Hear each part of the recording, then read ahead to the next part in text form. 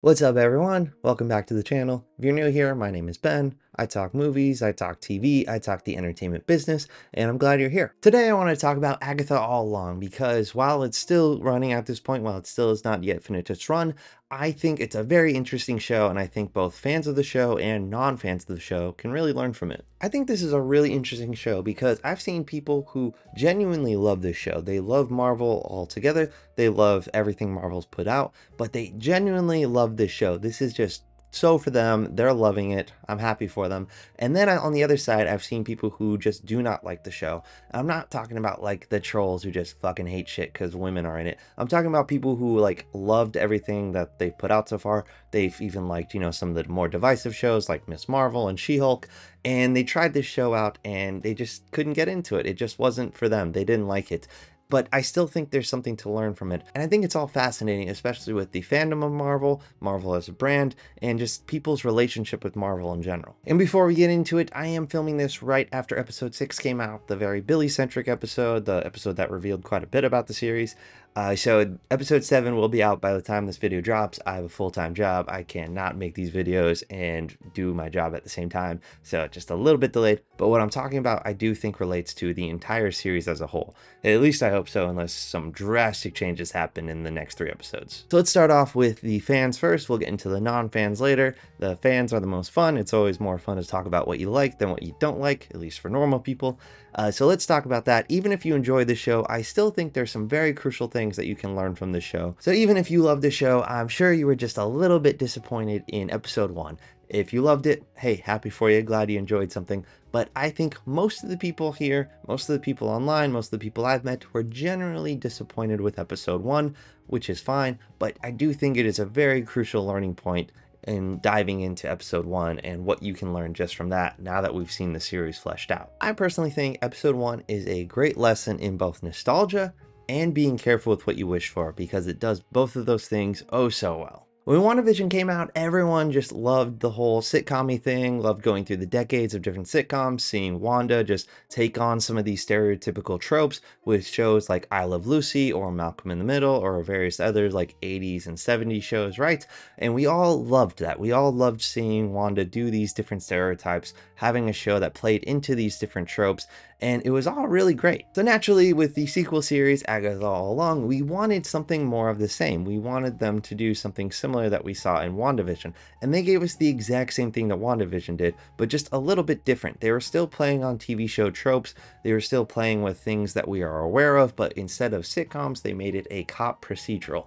But they delivered the same thing technically, right? Like they still based Agatha's life off of this cop procedural. A lot of the characters were stereotypical characters that we've seen in cop procedural dramas. A lot of the dialogue was very tropey, so it was all very recognizable that this was supposed to be a cop procedural. I think Mare of Easttown was what it was actually based off of, but it delivered exactly what WandaVision gave us, and yet it still felt a little hollow. And even though it did the exact same thing as WandaVision, it delivered the exact same thing, it still didn't feel right. Even though it was following the same formula, it still had these stereotypical characters that we've seen in those genre type shows. It still had the like tropey dialogue. It still had different characters of Westview playing different characters on this procedural TV show. So it delivered everything that WandaVision did, but yet it still didn't feel right. And that to me is so very interesting. And it's such a great lesson in being careful with what you ask for, and also a good lesson in nostalgia and reflecting back on what made something good. And there are many reasons why I don't think this episode worked, but some of the reasons why I don't think it really worked is personally I think that we as the audience were just a little too far of the main character of Agatha. For the whole episode we were just waiting for Agatha to catch up to what we were doing, and this is a problem that happens just in a lot of sequels, not only like TV shows but also movies as well. But the whole episode, we knew she was going to catch on, and it took her to the very, very end for her to finally catch up to the audience. And I felt like that was part of the reason why this felt so off, even though it was delivering the same formula as WandaVision. Like, if I had to describe what happened in the first episode of Agatha All Along, I would mostly focus on those, like, last little 10 minutes. That's what I think was the most important, not just for the plot, but also for her character as well. Like it was fine to like see her in this like cop show, but it just stretched on too long. And most of what was important in that episode, at least I think what was important, that might be fleshed out later on in the series, as we kind of saw with episode 6.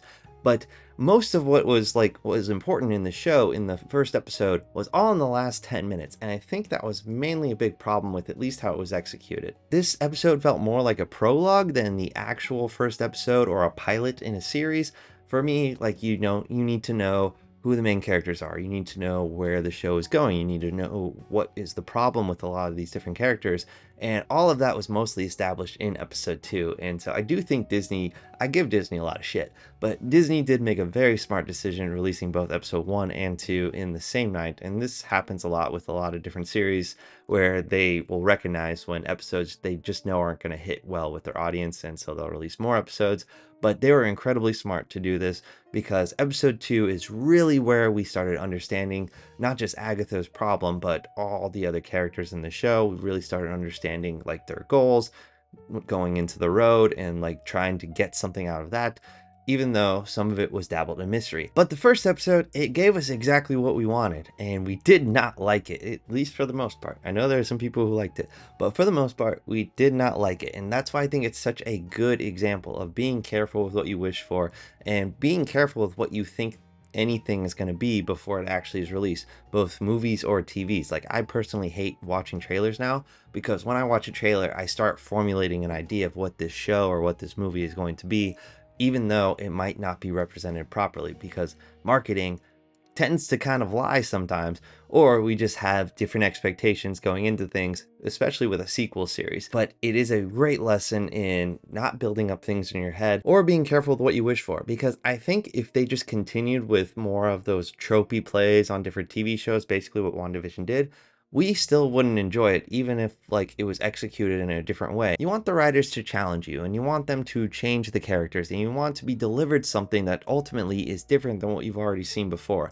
And that always is something that is very different than what's already in your head and what you're already expecting. And that is a good thing. But then episode 3 came out, and that for me is where the show really started to take off, and we really started to see how this show was going to be similar to WandaVision, but a little bit different, right? Like, it gave us something similar but different, because it still started to explore the different decades. It still started to have like that fun feeling where every episode was going to be exploring a different decade and exploring a different fun little thing. But it was just a little bit different, and that is what made it so great, because it wasn't the same as WandaVision. It was similar and it had kind of the same vibes, but it was just a little bit different, which is exactly what you want in a sequel for both TV or movies. The more I think about it, exploring all those different sitcoms in WandaVision didn't make the show good. It made it interesting, but it didn't make it good. What made it good was seeing a character go through grief and process all that grief and all that trauma, and seeing it through the lens of the sitcoms and seeing it through the lens of the different decades. That made it interesting, but made it good, and what made it memorable was seeing a character go through that grief and process that grief, as well as seeing, just a cool mystery play out. And I think that's what Agatha is doing, not so much with the grief part, but seeing a mystery play out. It's all very mysterious, all from episode 1, and we're seeing that mystery play out, and I think that's where it really started getting good, once we started seeing more of that mystery untangle. Another quick thing that I think fans can learn from the show is not just, being careful what you wish for and nostalgia,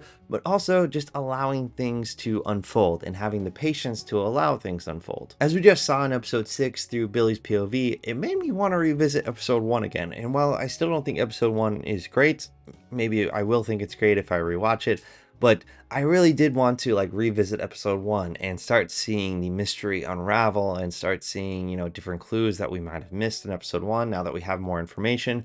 And all of that wouldn't have been possible, at least without patience and at least allowing the show to grow and unfold. Not every answer needs to be solved, obviously, from episode 1, but just allowing things to be kind of like feel a little weird and feel a little wonky until later on. Because now I feel like if we rewatch episode 1, it will make more sense, and it won't seem as, I don't want to say boring, but it won't seem as boring until like the last 10 minutes, at least until Billy shows up in episode 1, because that's when, everything kind of comes together. So that's what I think fans of the show can learn from. But now let's talk about the non-fans here. And I'm talking about like the general normal people who tried this show and they just didn't like it. Like I said, I know people who watch She-Hulk and Ms. Marvel, the very divisive Marvel shows. They liked those shows, and yet they still didn't like Agatha All Along. They didn't like just how campy it was. They didn't like the general story. They weren't connecting with Agatha as much as they thought they would. I'm talking about normal people. I'm not talking about fucking trolls who just hate this show just to hate it. And I think what non-fans can learn from the show is not everything is made for you. Even though you are a Marvel fan, even though this is a fandom, not everything is going to be made for you, and that's okay. There are people that this show was explicitly made for, and those people are loving this show, and you just are not part of that group, and that is okay, even though you've been a fan of everything else that Marvel has done, even though you've been a fan from Marvel from the very beginning, whether in the comics or in this new MCU TV era. It reminds me of these comments that I saw a YouTuber make. I watched an episode review of Agatha All Along, episode 1, by Koi Jandrew. He's a YouTuber favorite of mine. I enjoy his opinion on things, but he flat out has said, yo, episode 1 is not for me. But he relates it back to the overall history of Marvel Comics in a very interesting way. And he stated that Marvel Comics also went through a very similar thing where they got very, very big, they developed a huge audience, but then they started making stories that were targeted more towards a very specific audience. And the overall audience possibly didn't like that, or maybe certain parts of the audience didn't enjoy that, but the targeted audience really enjoyed that. And that's just generally what happens when things get bigger, right? Businesses or brands get bigger, so they try to expand more and they try to make different stories for different people, especially with the quantity that Marvel is putting out. Things are going to come out that you're just not going to enjoy, and that is okay, because not everything is made for you, which I know is hard, especially with being a fan of Marvel, especially just being a part of a fandom in general. It's really hard to walk away from something just because you don't like it, but I think that's something else you can learn as well. I understand that you might watch the show even though you don't enjoy it just because you like Marvel, or just because you are a part of the fandom, or just because you like to be in the know. Fandom has gotten very weird, especially recently with social media, but fandom always felt like this weird pissing contest to me where it's like everyone is trying to like know everything about everything, and you're not a real fan if you don't know everything about everything. It's clearly an issue in of itself, but I do feel like when you give up on a show, or when you give up on something that is a part of a fandom, you feel like you're betraying the fandom, or you feel like the fandom betrayed you.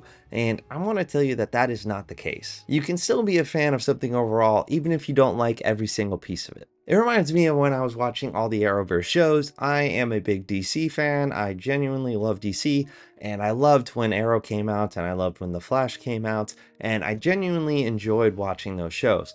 But then as time went on, I started not liking those shows. I didn't like a lot of the spin-offs that came out. I didn't like where the shows eventually went.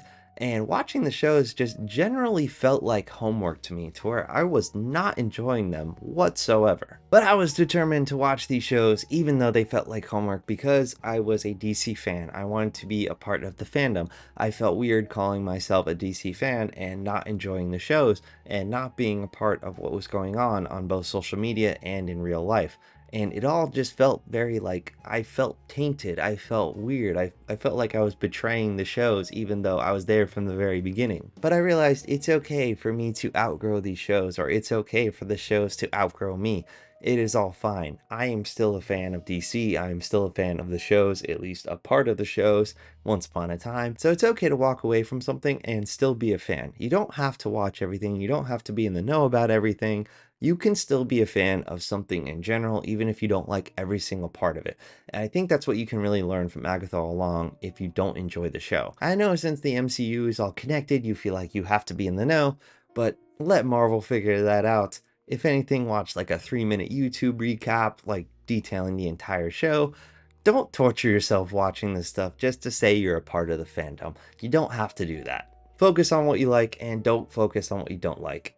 You can still be a fan either way. And that's what I hope both fans of Agatha All Along and non-fans of Agatha All Along can learn from the show. But let me know what you guys think. Even though the show is not over, is there anything that you're going to take away from the show that you're going to apply to different shows or different fandoms than anywhere else in your life? Or is there anything else that you think that you're going to take from the show? Or if you didn't like it, is there anything you're going to take away from that experience? Let me know in the comments. And if you enjoyed this video, please consider liking, commenting, and subscribing, doing all the YouTube buttons, please. I really appreciate it. Please check out some of my other stuff as well. I put out a new video every single week detailing different details in film and TV and breaking down the entertainment business. Next week, I think I'm going to do a Penguin episode. I'm not sure yet, but I think that's what I'm going to focus on.